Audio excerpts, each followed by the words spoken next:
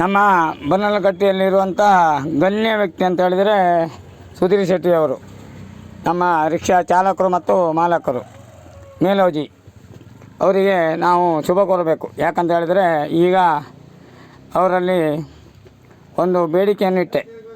ಏನಂತ ಹೇಳಿದರೆ, ನಮ್ಮ ಇಡೀ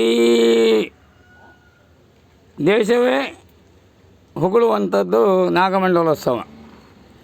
ಅದಕ್ಕೆ ನಾವೊಂದು ರಿಕ್ಷಾ ಚಾಲಕರು ಮತ್ತು ಮಾಲಕರು ಒಂದು ಬೋರ್ಡ್ ಹಾಕು ಅಂತ ಹೇಳಿದಾಗ ಅವರು ಹೇಳಿದಂಥ ಗನ್ನಸಿಗ ಶೆಟ್ಟರಾದಂಥ ಸುಧೀರ್ ಶೆಟ್ಟರು, ಬನ್ನಲಕಟ್ಟೆ ಸ್ಟ್ಯಾಂಡಿನಲ್ಲಿ ಇರುವಂಥ ಸುಧೀರ್ ಶೆಟ್ಟರವರು ಅಂಥ ದೇವರನ್ನು ಹಾಕೋದಕ್ಕಿಂತ ಎಲ್ಲಿಯಾದರೂ ಮನೆಯಲ್ಲಿ 100 ರೂಪಾಯಿ ಮೀನು ತಗೊಂಡೋಗಿ ತಿನ್ಬೋದು ಅಂಥೇಳಿ ಹೇಳಿದಂಥ ಹಪ್ಪು ಶೆಟ್ಟಿ ಸುಧೀರ್ ಶೆಟ್ಟಿ ಮೇಲೋಜಿ, ಇದನ್ನು ಗಮನಿಸಿ ಬನ್ನಲಕಟ್ಟೆ ಸ್ಟ್ಯಾಂಡ್ ಸುಧೀರ್ ಶೆಟ್ಟಿ ಅವರಿಗೆ ಯಾವ ರೀತಿಯಲ್ಲಿ ನೀವೆಲ್ಲ ದೇವರ ಮೇಲೆ ಅನುಕಂಪ ಇತ್ತು ಅಂತ ಹೇಳೋದು ಇದೇ ನನ್ನ ಸಾಕ್ಷಿ. ಇದನ್ನು ನೋಡಿ ಎಲ್ಲರೂ ನಿಮ್ಮೆಲ್ಲ ಗಮನಕ್ಕೆ ಬರಲಿ ಅಂತೇಳಿ ಹೇಳಲಿಕ್ಕೆ ಬಯಸ್ತೇನೆ.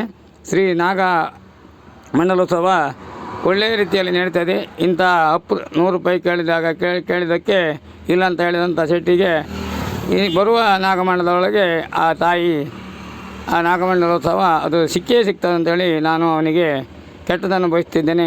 ಜೈ ಹಿಂದ್, ಜೈ ಕರ್ನಾಟಕ.